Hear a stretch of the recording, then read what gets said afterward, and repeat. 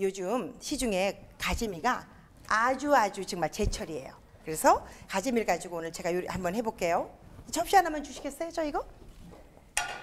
이 가지미는요, 생선 중에 가장 지방이 적은 생선의 한 부분이에요. 그래서 이 가지미에 가지고 있는 아주 제일 좋은 성분은, 이 가지미는요, 단백질의 덩어리죠. 그래서 단백질이 많다는 장점이 있고요. 보통 우리가 먹는 고등어나 꽁치나 이렇게 지방이 많은 붉은 살의 생선보다는 훨씬 더 칼로리가 낮다라는 거, 이런 강점이 있죠. 그래서 이거 아주 흰살 생선은 이보다 좋을 수가 없고요. 가지미는 보세요, 죽어도 잭이라고 이렇게 생겨가지고 비늘을 이렇게 많이 갖고 있어. 그러니까 반드시 이 비늘은 꼭 벗겨내서, 그렇죠? 생선 사면서 다들 그렇죠. 다른 생선에는 비늘 꼭 벗기면서 가지미나 이런 것들은 비늘 안 벗기잖아, 그죠? 근데 이 비늘은요, 소화 안 돼요. 소화 안 되고 우리 장의 병에 가서 들러붙을 수가 있거든. 그러니까 이거를 이렇게 싹 벗겨내세요. 그렇지만 사서 보관하실 때는 비늘이 있는 채로 보관하시는 게 좋아요. 수분이 말라, 냉동실 안에서도. 그러니까 혹시나 가락시장에 가셔서 좀 싸다고 많이 사다가 둘 때는 비늘 벗기지 말고 이대로. 자. 아니, 주부는 이렇게 생선까지 벗겨가면서 밥을 해야 되는데, 제가 이런 걸 하면서 인상을 막 쓰고 하잖아. 그러면 절 보고 옆에서 그러죠. 남편은 험상궂게도 생겼다. 세상에. 자기네들 헤매기려고 이렇게 하는 거 모르고. 그죠? 자, 이렇게 놓고 이제 시작을 하겠습니다. 굉장히 간단하게 할 수 있어요. 아주 간단하게. 여기다 두시고요. 이렇게 칼집을 하나만 길게 넣으세요. 자, 생선을 사러 생선전에 가면 아저씨가 꼭 그렇게 묻죠. 구울 거예요, 조릴 거예요. 굽는다 그러면 이렇게 해서 지느러미 다 해주고, 조릴 거라면 툭 잘라서 아저씨 맘대로 소금 막 뿌리죠. 절대로 생물에 그 생선을 사오실 땐 소금 뿌리시지 말라는 거예요. 왜냐하면 소금에는요, 나트륨이라는 성분, 소디움이라는 성분 두 가지를 가지고 있는데, 그 나트륨이라는 성분은 짠맛도 돌게 하지만 우리 몸에 콜레스테롤이 쌓이는 노력도 하지만 사실은 이 안에 단백질을 딱딱 굳게 하는 성질이 있어요. 그러니까 소금을 미리 뿌려오면 이 맛있는 말랑말랑한 연한 살이 사실은 굳어진다라는 거죠. 그러니까 그렇게 되면 굳이 돈 더 주고 생물 먹을 이유가 없잖아, 그죠? 그러니까 좋은 생선을 보는 법도 중요하지만 그거를 잘 갈무리하는 방법도 주부들은 좀 아셔야 된다는 거죠. 자, 그래서 저는 소금, 후추 이제 뿌리는 거예요. 여기다 좀 드시고, 소금을요, 이렇게 해서 위에서부터 뿌려주세요. 이렇게 뿌리면 요게 다 가 여기에. 그러니까 집는 거는 한정이고, 돌아서서 위에서 뿌리면 위에서부터 돌아다녀서 나갈 건 나가고 살 놈은 살고 여기 붙을 놈은 붙고, 이렇게 하자고요. 자식도 그런 거 같아.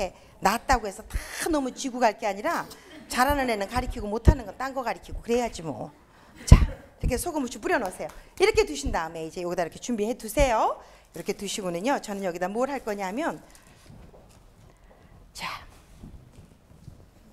여기다 이렇게 좀 두시고요.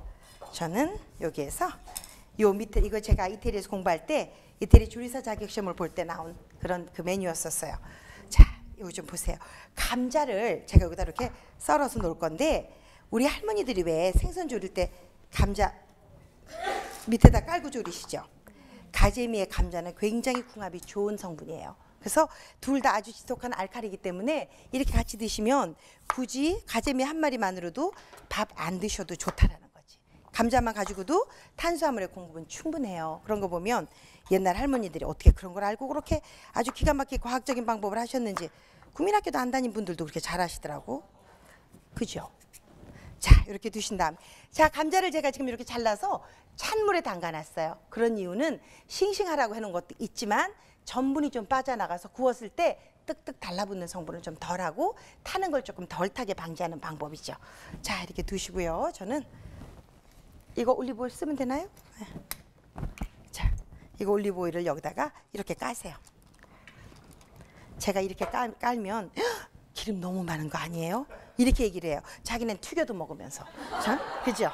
자, 여기다가 이렇게 넉넉히 놓으세요. 참 다행인 건 오븐 안에서 오일은 녹아서 머무르지 않는다라는 거예요. 그러니까 기름을 넉넉히 주는 맛은 내지만 기름 밑으로 가니까 칼로리는 줄일 수 있는 방법. 응? 자, 이렇게 해서 이제 제가 이렇게 하면 많은 분들이 그러셔요. 아니, 그렇게 잘하는데 왜 이렇게 살은 못 빼고 돌아다니느냐고. 많이 먹어서 그래요. 많이 먹어서. 자, 이렇게 놓으세요. 그런 다음에 다시 여기다가, 아무리 좋은 조리를 해도 많이 먹는데 못 당하지. 자, 여기다가 소금을 제가 조금만 뿌리죠. 자, 이렇게 뿌려 놓으신 다음에 아까 비늘 긁어서 여기다 소금 후추 뿌려놓은 요거 가재미 올리시고요. 여기다가 부어주세요. 이럴 때 그냥 식용유 사용하셔도 다른 문제는 없어요. 자, 이렇게 놓으시고 요걸 오븐 안에 넣어놓고요. 200도씨에서 한 15분, 20분 정도만 이렇게 하세요. 그런데 이제 정말 좋은 게 오븐이라는 게 꼭 예열을 해야 써야 되지만 오늘 제가 사용하는 이 오븐은 예열하지 않아도 된다는 거. 이게 LG 디오스에서 나온 광파 오븐의 장점이라고 꼭 얘기하래요. 저기에. 자, 여기다가 넣어보겠습니다. 아니, 그런 장점 굉장히 큰 거죠, 사실은. 자, 여기다 넣으시고요. 제가 시간을 돌려가 조리 시작 버튼 눌러주면 알아서 요리하겠대요. 그러니까 이 동안에 저는 이제 딴 볼일을 보면 되는데, 자, 여기다가 이제 어느 정도 이렇게 끓고 있죠. 정말 오븐이 좋다는 의미는 제가 이 꼬리찜이라는 요리를 하나 하는 동안 저 시간을 이용해서 다른 요리를 하나 말짱하게 만들어 준다라는 거잖아요. 그러니까 제가 이 불 옆에서 생선을 또 굽고 하면 냄새 뭐에 굉장할 텐데 저걸 꼬리찜 하는 동안 저기서 저는 지할 일 해준다니 오븐 하나 있으면 이렇게 편리할 수가 없는 거죠. 자, 여기다 이렇게 넣으시고 이쯤 해서요. 여기다가 밤 좀 넣자고요. 이게 옛날 어른들이 귀한 음식에 딱 이렇게 밤을 넣는 이유가 있대요. 옛날부터 왜 패백 드릴 때 우리가 밤 대추 던져주시는 이유가 밤은 아들만이 나라고 던져주고 대추는 왜 딸만이 나라고 던져두잖아요. 그것처럼 음식 하나에도 이렇게 의미를 둬서 복을 가득 담아준다는 의미의 귀한 음식에 꼭 이렇게 밤을 넣는 거죠. 요거 대추예요. 대추 돌려 깎아서 이렇게 하는 이제 좀 요거 껍데기만 이렇게 잘라서 넣었는데 이 대추는 되게 살이 말랐다. 자, 이렇게 해서 좀 넣어주세요. 자, 손으로 그냥 뚝뚝 잘라서 이렇게 가세요. 그런 다음에 여기 은행 여기다 이렇게 좀 넣어서 이렇게 졸여가죠.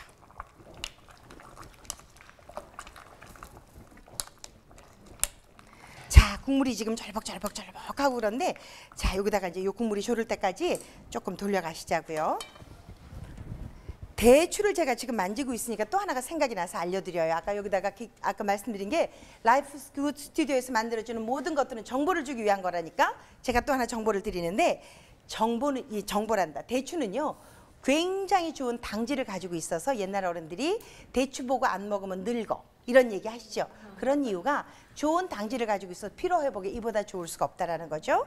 또 그야말로 피로회복에 너무 좋은 구연산을 가지고 있어서 사실은 굉장히 좋은 피로회복제인데 시중에서 파는 어떤 그런 거 한 병 먹는 것보다 대추 매달 먹는 게 낫다라는 거죠. 단지 뭐가 문제냐면 당분이 너무 많다 보니까 많이 먹으면 살이 찔 수 있어요 라는 단점이 있죠. 근데 뭐 이걸 밥 먹듯이 퍼먹는 거 아니니까. 그런데 미리 준비하실 때 조금 조심하셔야 될 게 대추는요 통통하게 풋대추로 있을 때는 상관없는데 말리는 과정에서 이렇게 수분을 빼면 쪼글쪼글해져요. 이걸 땅에다 막 이렇게 펴서 말린 다음에 그 다음에 건조대에 넣더라고요. 그러니까 땅에 펴서 말리는 시간 동안은 요 안에 박테리아가 들어갈 수 있죠. 균이 들어갈 수 있죠. 그죠? 근데 이걸 씻기 위해서 물에다 넣으면 대추는 더 퍼져요. 그러니까 이거는 대추 사오신 다음에 이렇게 된 거를 대추를 가지고요. 그 빨래 데리는 분무기 있죠. 빨래 데릴 때 푹푹 품는 분무기에다가 청주를 집어넣으세요. 청주를 넣고 여기다가 이렇게 품어 놓는 거예요. 여기다 품어요.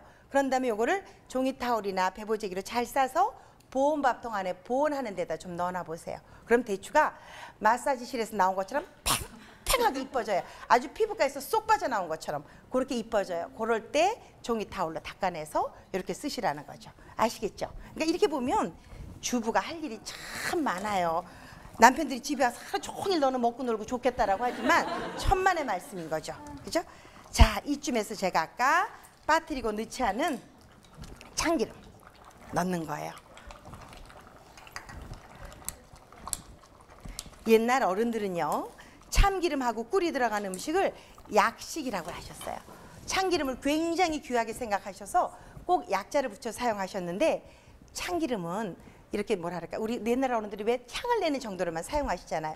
물론 나물 같은 거 무칠 때는 조금만 가져가시는 게 너무 좋지만 오늘처럼 제가 하는 이제 꼬리찜 같은 이런 음식 하실 때는 조금 넉넉히 놓으세요. 기름이 있어야만 고기도 자기 몸에 붙어있는 기름을 조금 붙어내요. 어떻게 생각하면 사람도 그러잖아. 저 친구가 밥을 한 끼 사야 내가 밥을 한 끼 사지 쟤는 한 끼도 안 사는데 나는 두 끼 사기 싫잖아. 그지? 똑같아. 같아요. 세상 사는 이치가. 그러니까 이렇게 삼겹살이나 이런 거 구우실 때도 기름을 조금 넣고 구우면 삼겹살에 있는 기름이 더 녹아나죠. 기름의 온도 때문에. 자, 이 찜도 마찬가지. 자, 이렇게 가시자고요. 이렇게 해서 이제 양념이 한 3분의 1 정도 졸여갈 때까지 우리 조금 기다려야 될 것 같아요. 자, 이렇게 기다려 가시고요. 혹시 질문 있으시면 그동안에 졸여지는 동안에 제가 질문에 답하겠습니다. 질문 있어요? 밤은 얼마큼 삶아야지 익어요? 밤이요? 같이 들어간 밤. 생각보다 밤이 잘 안 익을 때가 많아서. 나는 또 오늘 희한한데 질문들 하네. 뚜껑 열고 이렇게 열어보면 되잖아요. 그 렌즈가 불이 얼마큼 센지 나는 모르니까 센 데다 할지 가는 데다 할지 난 모르니까 보시고 밤이 투명하게 맑게 되면 지금은 하얀색이지만 약간 익으면 노란색을 띠게 되죠. 그렇게 되면 간이 뱄나 하나 먹어보면 되잖아. 그죠? 그거를 얼마나 삶아야 되냐 그러면 난 뭐라 그래야 되지?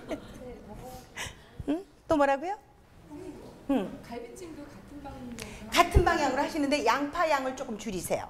갈비찜에는 그 꼬리보다 훨씬 더 지방이 갈비는 적기 때문에 훨씬 더 이렇게 젤라틴이 적기 때문에 양파가 많이 들어가면 좀 씁쓸한 맛을 줄 수가 있죠. 그러니까 양파 양을 좀 줄이시고 배 양을 조금 늘리시면 되죠.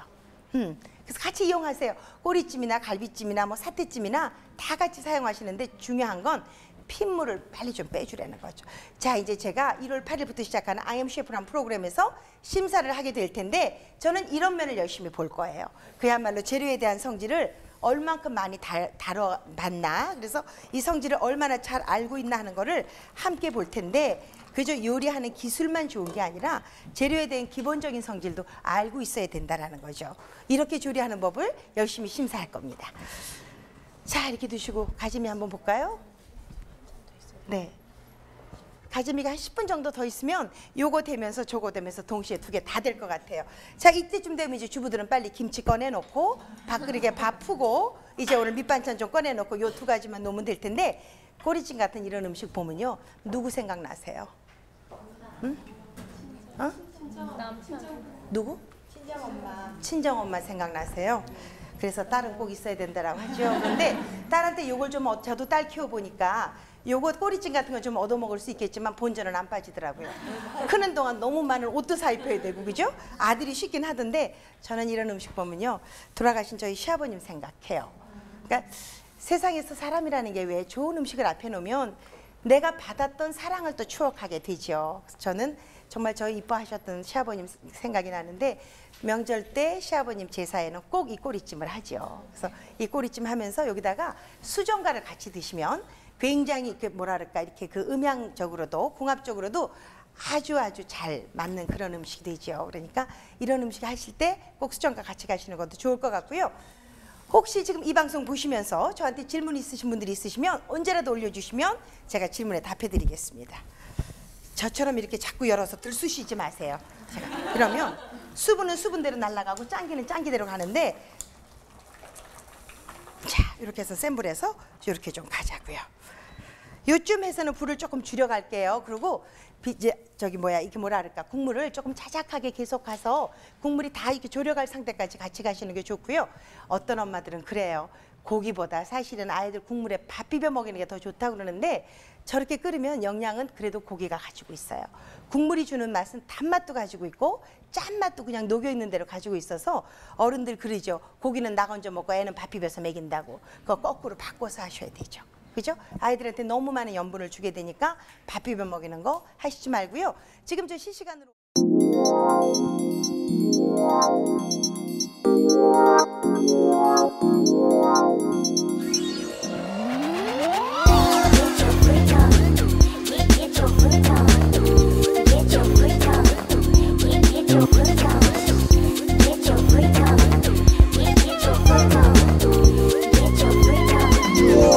Life's good.